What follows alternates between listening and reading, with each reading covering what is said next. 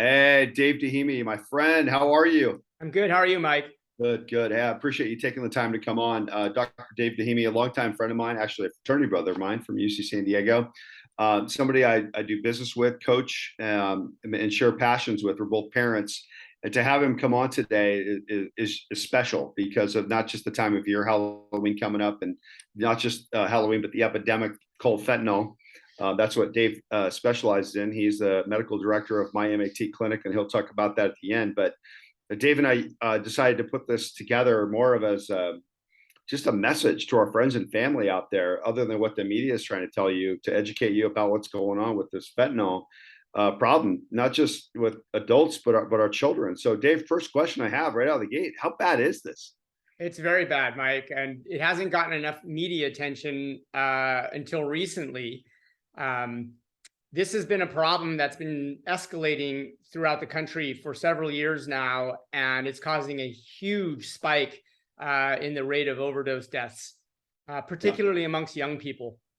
Well, I've been watching the news here locally in Arizona. It seems like the national media has used Halloween to hype this up, colored candy, and you don't watch out. You should cancel Halloween because the people are going to put it in your bag. And I think that's all fine and great. The media uses that as an excuse to finally bring it to the attention of us adults that know, but this has been around. This is not new. It's just that it's finding new ways to get in our children's in our hands. So talk to us about some of the things that we need to know, not just as parents, but about the drug itself. So, first of all, for parents need to be more informed than they are. I talk to parents all the time, and they do not have an idea of how bad this has gotten and why it's so much more dangerous for their kids than ever before. So you can simply Google fentanyl and you'll get a number of websites like the CDC website, and you can learn all about it. There's videos on it. But in a nutshell, what makes this so much worse is, first of all, fentanyl, a drug that we use commonly in the hospital, is being made illicitly in labs throughout places like Mexico and China and shipped to the United States, and it's now tainting the entire drug supply.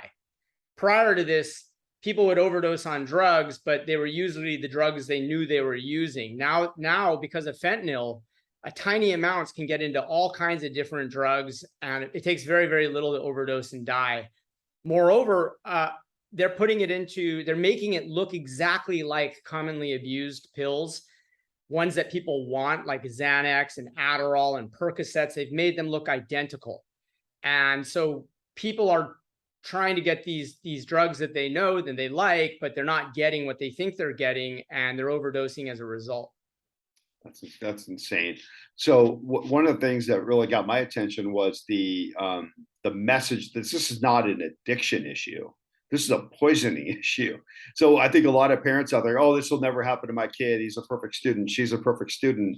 They don't do that. But you know what? Let's be real. We were all teenagers at one point. Whether you smoked a joint, you hit a bong, you took a pill, whether it's ecstasy, you're at a music festival, and it was very innocent. And what you're saying now is, whoa, whoa, whoa. Those days of innocence are Yeah. now, you need to put another stop sign up because it's a whole different ballgame, right?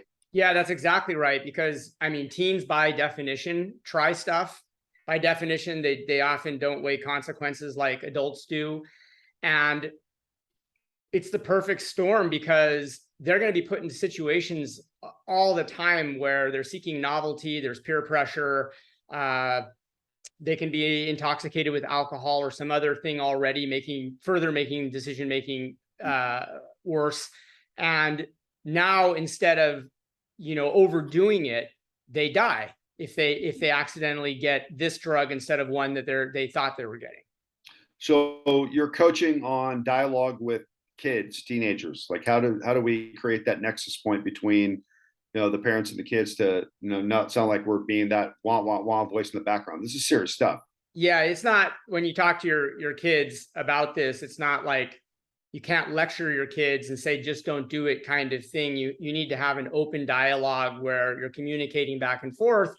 And if the parents have gone on some of these websites and gotten informed, they can share that information. They can share they can watch these videos that are available on these websites together. And just show their kids or anybody that they care about that this is no longer the same thing anymore. With this being in the entire drug supply, only a tiny amount can stop breathing and render you unconscious.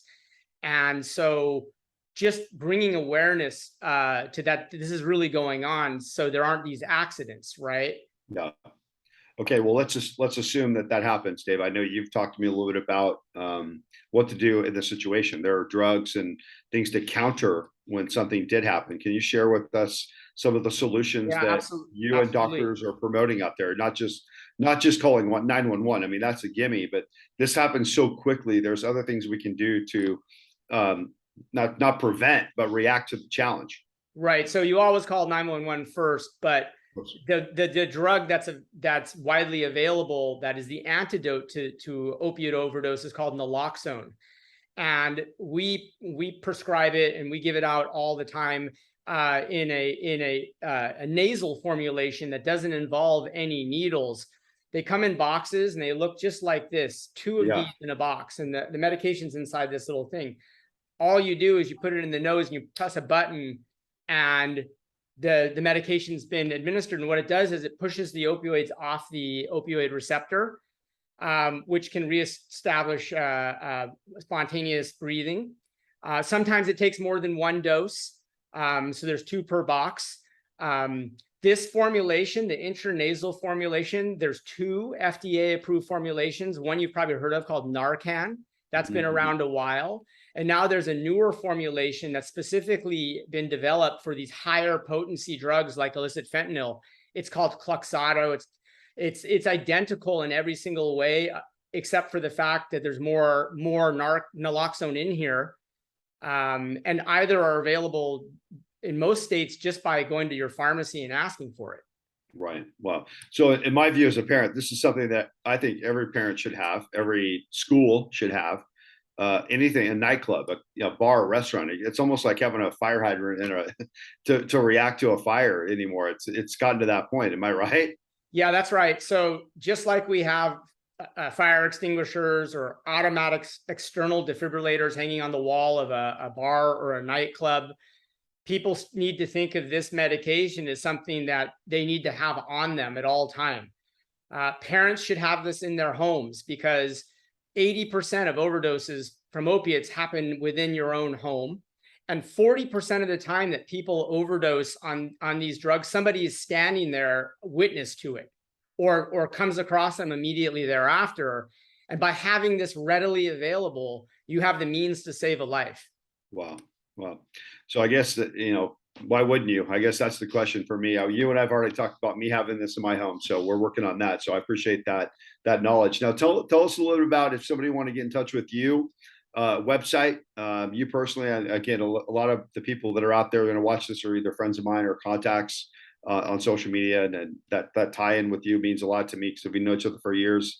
You're a trusted resource, you're an expert. You've been doing this for a while, and you have a passion for it. So tell us how to get in touch with you. Getting in touch with me is easy. You just go to www.mymatclinic.com. That's www.mymatclinic.com, and we have all the contact information readily available there.